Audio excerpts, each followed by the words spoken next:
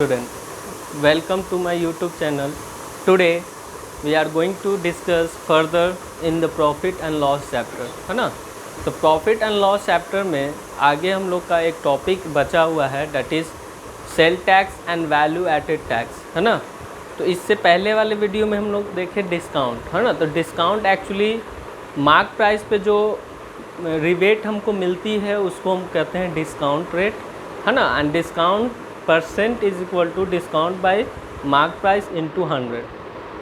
ठीक, आज के टॉपिक में हम लोग देखेंगे कि सेल टैक्स क्या है और वैल्यू एडेड टैक्स क्या है। तो सेल टैक्स एक्चुअली हम लोग जो गुड्स खरीदते हैं या आर्टिकल खरीदते हैं, है ना, उस पर टैक्स लगने वाली सेल टैक्स कहलाती है ना।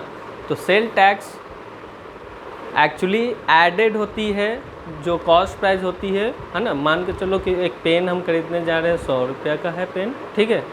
वो पेन पे 10% क्या लग रहा है, सेल टैक्स लग रहा है। इसका मतलब कि 10 रुपया हमको टैक्स देना होगा उस पेन को ख़रीदने के लिए। तो टोटल बिल जो होगा, जो हमको बिल बन के आएगी, वो कितना का आएगी, 110 का आएगा, है ना। तो sale tax will be added into your cost price and that will be generated in your bill. Value added tax, अच्छा सेल टैक्स क्या है। तो सेल टैक्स आपका जो होता है वो किसको जाता है, तो सेल टैक्स का जो वैल्यू होगा, अमाउंट होगा, वो गवर्नमेंट को जाता है। और किस गवर्नमेंट को जाता है, स्टेट गवर्नमेंट को, ठीक है ना। Value added tax actually normal tax है जो हर आर्टिकल पे लगता है और हर आर्टिकल का अपना अपना एक टैक्स होता है, वो वैल्यू एडेड टैक्स होता है ना। तो हमारा टॉपिक है sale tax and value added tax. इसको VAT कहते हैं, वैट, एंड इसको ST ना।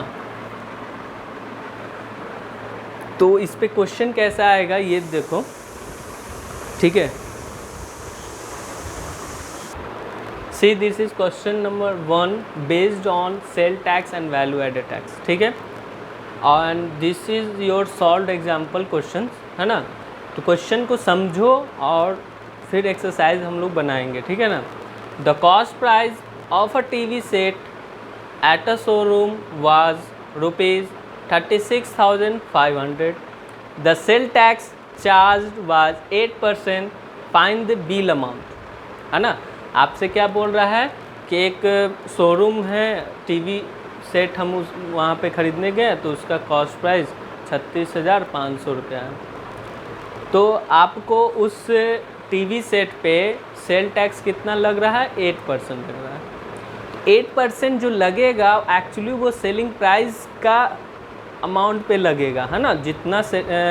जितना वो हमारा कॉस्ट प्राइस होगा, है ना, जितना में वो उसको हम बेचेगा या सेल करेगा हमको, उस पे हमारा क्या लगेगा, सेल टैक्स लगेगा।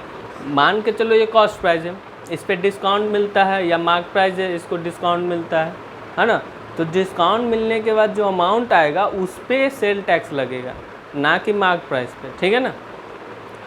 तो इसको सॉल्व करेंगे तो सॉल्यूशन में लेट या cost price of a TV set, है ना, is equal to ₹36,500, okay. And the sale tax, sales tax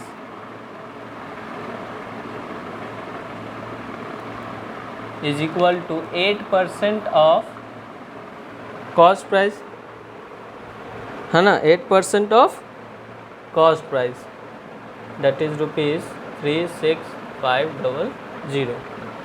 this becomes 8/100 into 36,500, ठीक है। तो 00 इज कैंसिल आउट, 8 5 जा 40, 0 कैरी 4, 8 6 जा 48 and 4, 48 and 4 52, okay, 5, 8 3 जा 24 and 5,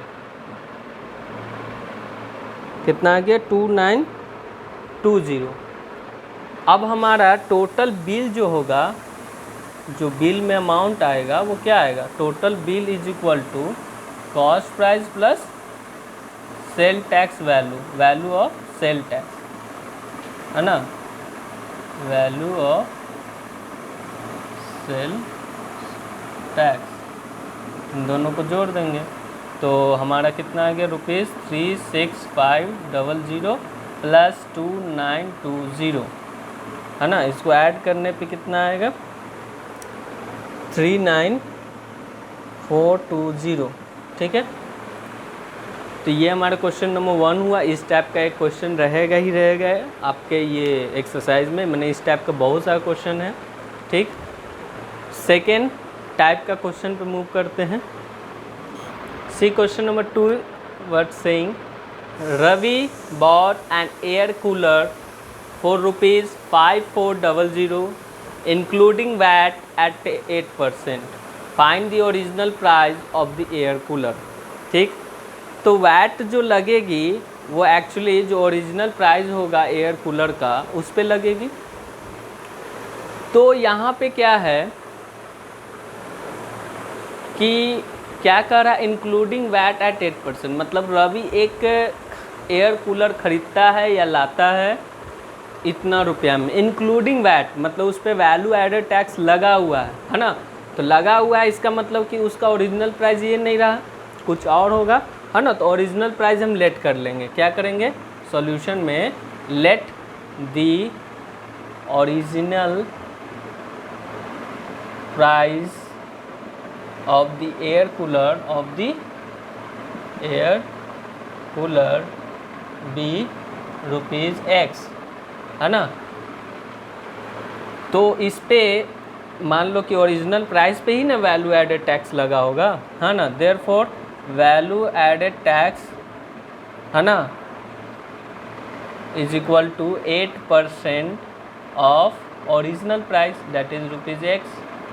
8% मतलब 8/100 इंटू X, दैट बिकम्स, इसको करोगे सॉल्व तो 4 2 जा 25, 2x/25, ये आ गया हमारा वैल्यू एडेड टैक्स का वैल्यू, है ना। ये तो रेट दिया हुआ है ना कि इंक्लूडिंग 8%, तो 8% ऑफ ओरिजिनल प्राइस 2x/25 आ गया।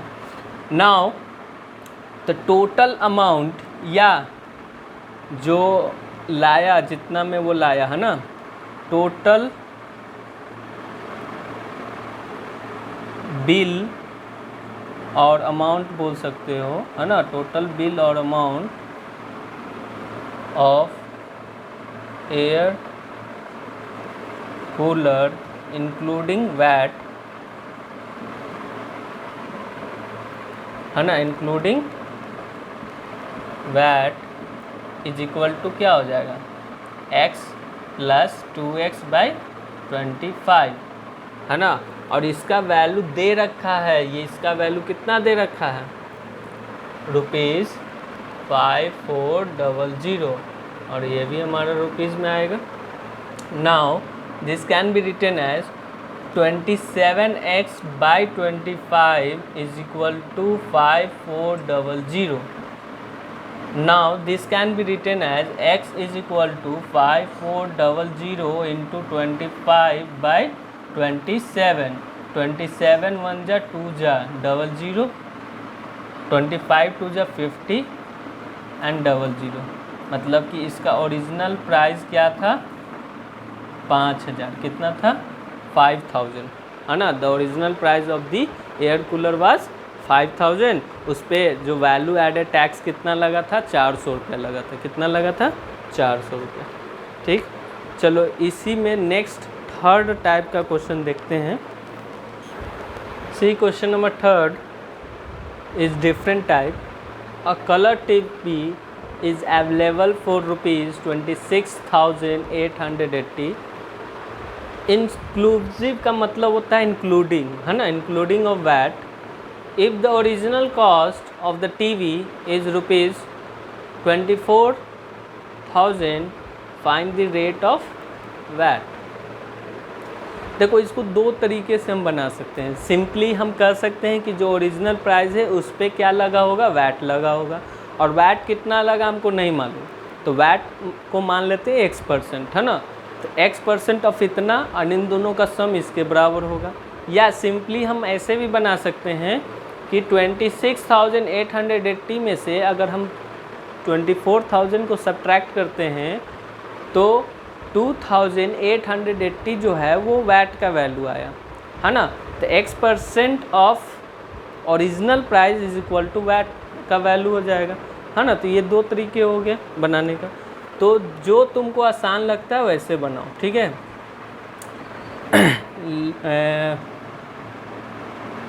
Late the VAT rate of VAT बोलते हो, ठीक है, rate of VAT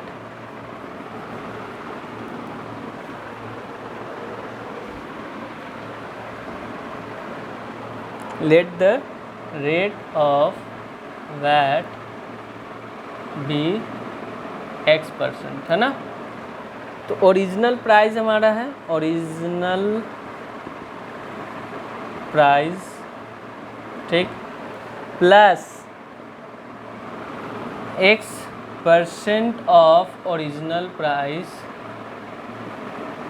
is equal to ₹26,880, ठीक।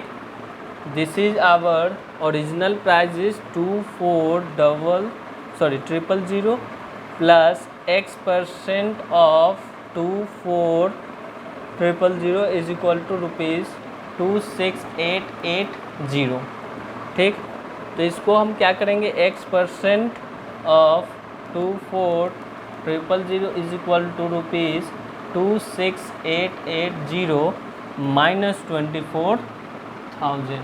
तो यहाँ से सब्ट्रैक्ट करने पे आ गया 2,880, ठीक है। और x% का मतलब x/100 into 24,000, 0000 is cancel out. तो x is equal to rupees भी कैंसिल हो जाएगा। तो ये हो जाएगा 2,880/24 एंड 10। तो 10 इज कैंसिल आउट। 2 से 12 टाइम्स, 2 से 144, तो 12 1 जा 12, 12 12 जा 144। Therefore x is equal to 12%। x को हम क्या माने थे, रेट माने थे ना, तो कितना आ गया, 12% रेट आ गया, ठीक है। तो ये जो हम 3 तरह का क्वेश्चन देखे हैं, इसी पर बेस्ड आपका ये एक्सरसाइज 10C है ना। तो exercise 10C you have to complete, है ना। If you have any doubt please call me for the clarification और message me on the WhatsApp. Okay, thank you class, have a nice day.